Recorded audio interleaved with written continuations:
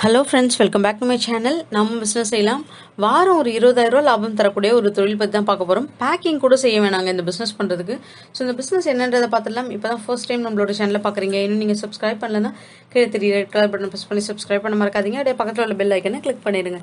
So that நான் போடுற videos உங்களுக்கு ரெகுலர் அப்டேட்ஸாக கிடச்சிடும். ஸோ கான்செப்ட்குள்ளே போயிடலாம். இது என்னென்னா, உங்களுக்கு நார்மலாக ஃபுட் எடிபிள் ஸ்ட்ரா அப்படின்னு சொல்லுவாங்க இல்லைங்களா. இதில் வந்து தண்ணியோ இல்லை ஜூஸோ மில்கோ ஏதாச்சும் குடிச்சிட்டு இந்த ஸ்ட்ராவுமே நம்ம சாப்பிட்றலாம். ஸோ எடிபிள் ஸ்ட்ரா இதை பற்றி தான் நம்ம பார்க்க போகிறோம். மெயினாக இந்த மாதிரியான எடிபிள் ஸ்ட்ராஸ் வந்து எந்த ஏரியாங்களில் யூஸ் பண்ணலான்னா, இளநீர் கடைகள் இருக்குது பார்த்தீங்களா, அங்கே, அதுக்கப்புறம் ஃபுட் ரெஸ்டாரண்ட்ஸில், ஜூஸ் ஷாப்ஸில், ஸ்கூல் கேன்டீன்ஸில், இந்த மாதிரி இடத்துங்கள்லாம் ரொம்ப அதிகமாக வந்து சேல்ஸ் ஆகக்கூடியது. So 100% edible, biodegradable. அதாவது நீங்கள் அதை சாப்பிடலை, நீங்கள் உங்களுக்கு சாப்பிட்றதுக்கு வந்து ஒரு மாதிரியாக இருக்குது அப்படின்னா கூட, நம்ம குப்பை தொட்டியில் போடுறோன்னா கூட, ஒரு ஆடோ ஒரு மாடோ வந்து அதை எடுத்து சாப்பிட்டா கூட ஒன்றுமே அதுக்கு வந்து எடுக்காது. ஏன்னா இப்போ ரோட்லலாம் நம்ம பார்க்குறோம், ஆடு மாடுங்கள்லாம் வந்துட்டு பிளாஸ்டிக் கவர்ஸு, பேக்ஸு, இந்த மாதிரியெல்லாம் நிறைய சாப்பிட ஆரம்பிக்குது. அதெல்லாம் அதுக்கும் கெடுதல். அது அந்த பால் கறந்து அதை நம்ம குடிக்கிறது நமக்கும் கெடுதல். ஸோ அந்த மாதிரி இல்லாமல் இந்த மாதிரி புதுமையான விஷயத்தை இன்ட்ரடியூஸ் பண்ணோன்னா கண்டிப்பாக நல்ல ஒரு லாபம் அப்படின்றது கிடைக்கும். ஸோ எல்லா கடைகள்லையுமே நீங்கள் இதோடைய ப்ரையாரிட்டியை எக்ஸ்பிளைன் பண்ணிங்கன்னா நிறைய பேர் வாங்கிப்பாங்க. அதுவும் இப்போ இருக்க சீசனில் பிளாஸ்டிக்ஸ்க்கு பேன், பிளாஸ்டிக் ஸ்ட்ராஸ்க்கு பேன் அப்படின்றதுனால பேப்பர் அப்படின்ற ஒரு ஐட்டம் கொண்டு வந்துட்டாங்க. ஸோ பேப்பர் அந்த கொண்டு வந்துட்டாங்க. அதுக்கு அடுத்தது பார்த்தீங்க அப்படின்னா இந்த மாதிரியான எடிபிள் ஸ்ட்ராஸ், இது முழுக்க பார்த்தீங்கன்னா பேப்பர் கூட நம்ம குடிக்கும் போது அந்த எட்ஜில் வந்து கொஞ்சம் நெஞ்சு நமக்குள்ளே வந்து போக ஆரம்பிக்கும் பேப்பர்ஸ். ஸோ இந்த மாதிரி ஸ்ட்ராஸ் வாய்ப்பே கிடையாது உங்களுக்கு. நம்ம குடித்தோம் அப்படின்னாலும் நமக்கு உள்ளே போனாலும் நமக்கு இது எதுவுமே ஆக போகிறதில்ல. ஏன்னா இது வந்து வீட் ஃப்ளோர், அதுக்கப்புறம் கார்ன் ஸ்டார்ச், இந்த மாதிரியான உங்களுக்கு மாவு வகைகளை வந்து மிக்ஸ் பண்ணி கொடுக்கறது. அதே போல் கலர்ஸும் சரி, ஃபுட் கிரேட் கலர்ஸ் தான் யூஸ் பண்ணுவாங்க. யூஸ்வலாக பார்த்தீங்கன்னா அரிசி மாவு, அதுக்கப்புறம் கோதுமை மாவு, natural colours, natural colour extract பார்த்தீங்க அப்படின்னா நிறைய பிளான்ஸ்லேருந்து இப்போ வருது. ஸோ டிஃப்ரெண்ட் கலர்ஸ் நம்மளால் பண்ண முடியும். டிஃப்ரெண்ட்டான ஃப்ளேவர்ஸ் கூட இதில் இருக்குங்க. ஸோ இதோட விலை பார்த்தீங்கன்னா உங்களுக்கு 300 ரூபா கிட்ட ஒரு கிலோ உங்களுக்கு கொடுக்குறாங்க. அதாவது வந்து ஒரு கிலோவில் வந்து ஒரு 10 பேக்ஸ் கிட்ட இருக்கும். எடிபிள், 100% எடிபிள்னு சொல்லி ஹோல்சேலில் ஒரு கிலோ வந்து 300 ருபீஸ், எம்ஆர்பி பார்த்தீங்கன்னா 600 ரூபா. ஸோ தாராளமாக நம்ம வந்து இந்த மாதிரியான ப்ராடக்ட்ஸை எடுத்து இந்த டைமில் சேல்ஸ் பண்ணுறோன்னா நல்ல ஒரு ப்ராஃபிட் அப்படின்றத earn பண்ண முடியும். ப்ராஃபிட் பொறுத்தளவுக்கு ஒரு கிலோ ஒரு 500 ருபீஸ் சேல்ஸ் அப்படின்னு வச்சுக்கோங்க. 200 ருபீஸ் நீங்கள் மார்ஜின் வைக்கலாம். ஸோ ஒரு கிலோ வந்து 120லேருந்து 200 பீஸ் கிட்ட இருக்கும். ஸோ ஒரு 10 ஷாப்பு, ஃபாஸ்ட் ஃபுட் ரெஸ்டாரண்ட்ஸ் இப்படிலாம் சேல்ஸ் பண்ணுறோன்னா ஒரு 10 kg அளவுக்கு வீக்லி ஈச் ஷாப் அப்படின்னு எடுத்துக்கோங்க நீங்கள். ஸோ 100 kg வீக்லி பண்ணுறீங்க, 200 ருபீஸ்னால் 20,000 ருபீஸ். ரொம்ப சிம்பிள், அவ்வளோதான் உங்களோட ப்ராஃபிட். அதே போல் இப்போ ஃபுட் ஷாப்ஸ்க்கு பண்ணுறீங்க, நீங்கள் டைரெக்டாக பண்ணுறீங்க ஹோல்சேல் இல்லாமல் அப்படின்னா ஒரு 5 ருபீஸ் பர் ஸ்ட்ரா அப்படின்ற மாதிரி நீங்கள் வந்து சேல்ஸ் பண்ணலாம். ஏன்னா டைரெக்டாக நம்ம பண்ணும்போது அந்த மாதிரி தான் வந்து கொடுப்பாங்க. ஸோ இது விலை அதிகம் அப்படின்றத யோசிக்க வேணாம். நிறைய இடத்துல வந்து இந்த மாதிரியான ப்ராடக்ட்ஸ் அவைலபிலிட்டி இல்லை. ஒரு ப்ராடக்ட்ஸ் புதுசாக இன்ட்ரடியூஸ் பண்ணுறாங்கன்னா அந்த ப்ராடக்ட்ஸ்க்காகவே கஸ்டமர்ஸ் அந்த கடைக்கு போய் அந்த வாங்கணும் அப்படின்னு யோசிப்பாங்க. ஏன்னா இப்போ இந்த எடிபிள் டீ கப்ஸ்லாம் பார்த்தோம், நிறைய இடத்துங்களில் அது அவைலபிள் இல்லை.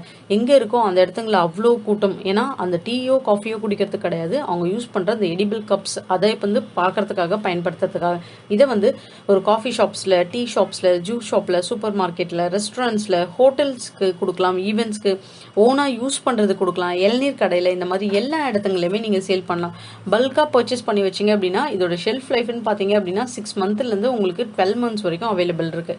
ஸோ நீங்கள் ப்ராப்பரான குவாலிட்டியாக பார்த்து இந்த மாதிரியான ப்ராடக்ட்ஸ் வாங்குறீங்க அப்படின்னும் போது உங்களால் குவாலிட்டியாக சேல்ஸும் பண்ண முடியும். அதே போல் எடிபிள் அப்படின்னும் போது ஒரு சில இன்ஸ்ட்ரக்ஷன்ஸ் போட்டிருப்பாங்க.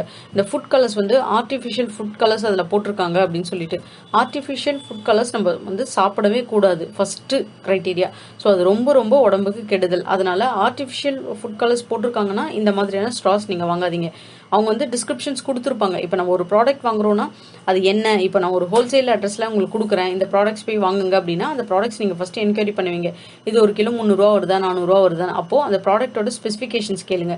இது வந்து எதால் மேக் பண்ணக்கூடியது, இதில் வந்து எவ்வளோ அளவு கலந்துருக்காங்க, இது எத்தனை நாளைக்கு வந்து கெட்டு போகாமல் இருக்கும், இந்த மாதிரியான ஒரு பேசிக் இன்ஃபர்மேஷன் நம்ம கலெக்ட் பண்ணாதான் பிஸ்னஸ் பண்ண முடியும்.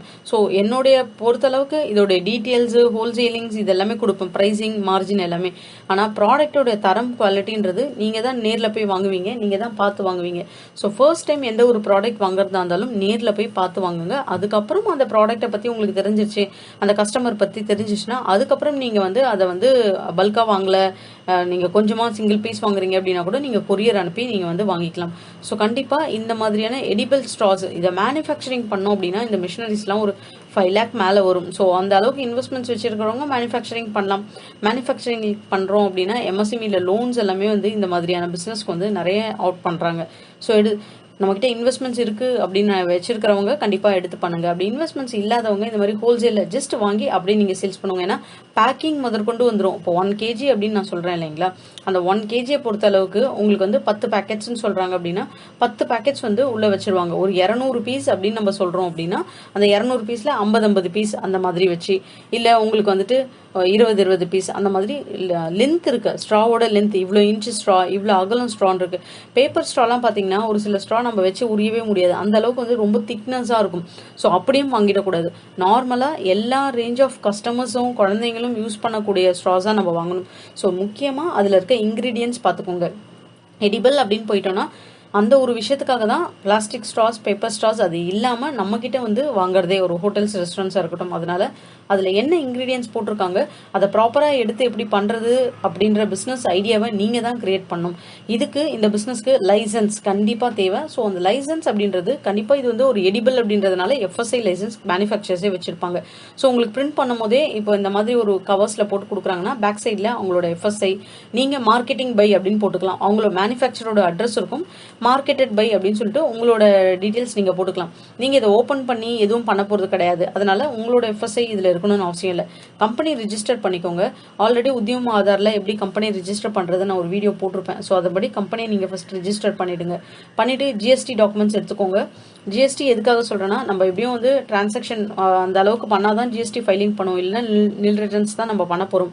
பட் நில் ரிட்டர்ன்ஸ் பண்ணுறதுக்குமே வந்துட்டு நீங்கள் ஏதாவது ப்ரூஃப், ஏதாவது நம்ம லோன்ஸ் வாங்குறோம், நாளைக்கு டாக்குமெண்டேஷன்ஸ் வேணும் அப்படின்னா அப்போ ஜிஎஸ்டி நமக்கு தேவைப்படும். அதனால லைசன்ஸ் எடுத்துக்கோங்க. எந்த ஒரு பிஸ்னஸ் ஸ்டார்ட் பண்ணுறதுக்கு முன்னாடியும் லைசன்ஸ் எடுத்துக்கிட்டு ஜிஎஸ்டி எடுத்துக்கிட்டு இந்த பிஸ்னஸ் பண்ணுங்கள். எஃப்எஸ்ஐயும் வந்து வெறும் 100 ரூபா தான் ஆன்லைனில் ரிஜிஸ்டர் பண்ணுறதுக்கு. ஆல்ரெடி அந்த வீடியோ நான் ஷேர் பண்ணியிருக்கேன். ஸோ எஃப்எஸ்ஐயும் எடுத்துட்டீங்க அப்படின்னா கண்டிப்பாக தொடர்ந்து வந்து எந்த ஒரு பிஸ்னஸ்னாலும் பண்ணலாம். இப்போ இன்கேஸ் நீங்களே இது மேனுஃபேக்சரிங் பண்ணோம், ஒரு 6 மந்த் பண்ணுறீங்க, நல்லா வந்து ஒரு ப்ராஃபிட்டபிளாக இருக்குது இந்த பிஸ்னஸ், நான் மேனுஃபேக்சரிங் பண்ணணும்னு நினைக்கிறீங்கன்னா அந்த டைமில் போய் எல்லா லைசன்ஸும் நீங்கள் வாங்கிட்டு இருக்க வேணாம். ஆல்ரெடி உங்ககிட்ட எல்லா லைசன்ஸும் இருக்கும். ஸோ மிஷினரிஸ் மட்டும் தான் நீங்கள் வாங்க வேண்டியது இருக்கும். இப்போ ஆல்மோஸ்ட் பார்த்தீங்கன்னா மிஷின் வாங்குற இடத்துல ட்ரைனிங் எல்லாருமே வந்து ப்ரொவைட் பண்ணுறாங்க. மிஷினரிஸ் வந்து ரா மெட்டீரியல்ஸும் ஒரு 10 கிலோ 20 கிலோன்னு வாங்கி வச்சுட்டு நம்ம எதிரிலேயே வந்து மேக் பண்ணியும் காட்டுறாங்க எப்படி பண்ணுறது. நீங்கள் ஒரு வாட்டி பண்ணி காட்டுங்க அப்படின்னா உங்களுக்கு இன்னொரு வாட்டியும் பண்ணி காட்டுறாங்க, உங்களையும் ட்ரையல் பண்ண சொல்கிறாங்க. இந்த மாதிரி எல்லாமே காட்டி தான் வாங்குறாங்களே மிஷின்ஸ் எல்லாமே. ஸோ அந்த மாதிரி நீங்கள் பார்த்து மிஷின்ஸ் வாங்கி பண்ணுறதா இருந்தாலும் பண்ணலாம். எல்லாமே நேச்சுரலாக பண்ணுறீங்க அப்படின்னா எக்ஸ்போர்ட் கூட இந்த ஒரு பிஸ்னஸை பண்ணலாங்க. எக்ஸ்போர்ட் எப்படி பண்ணுறது அப்படின்ற டீட்டெயில்ஸ் கூட நான் ஒரு வீடியோ போட்டிருப்பேன். நம்மளே டேரெக்டாக போயிட்டு எக்ஸ்போர்ட் லைசன்ஸ் ஐஇ கோடு எடுக்க முடியும்னு சொல்லிட்டு. ஸோ நம்மளோட சேனலில் பார்த்தீங்கன்னா ஒரு பிஸ்னஸை நீங்கள் ஈஸியாக ஸ்டார்ட் பண்ணிடலாம் வித் ரிஜிஸ்ட்ரேஷனை விட வித்தவுட் இன்வெஸ்ட்மெண்ட்ஸ் முக்கியமாக இல்லாமல் உங்களால் ஸ்டார்ட் பண்ணிட முடியும். ஸோ இந்த ஸ்ட்ரா எங்கே ஹோல்சேலில் கிடைக்குதுன்ற டீட்டெயில்ஸ் டிஸ்கிரிப்ஷனில் கொடுக்குறேன், செக் பண்ணி பாருங்கள். உங்களுக்கு இந்த வீடியோ பிடிச்சிருந்தா நம்ம சேனலை சப்போர்ட் பண்ணுங்கள், சப்ஸ்கிரைப் பண்ணுங்கள், அப்படியே உங்கள் ஃப்ரெண்ட்ஸ் கூட ஷேர் பண்ணிவிட்டு லைக் பண்ண மறக்காதீங்க. தேங்க்யூ.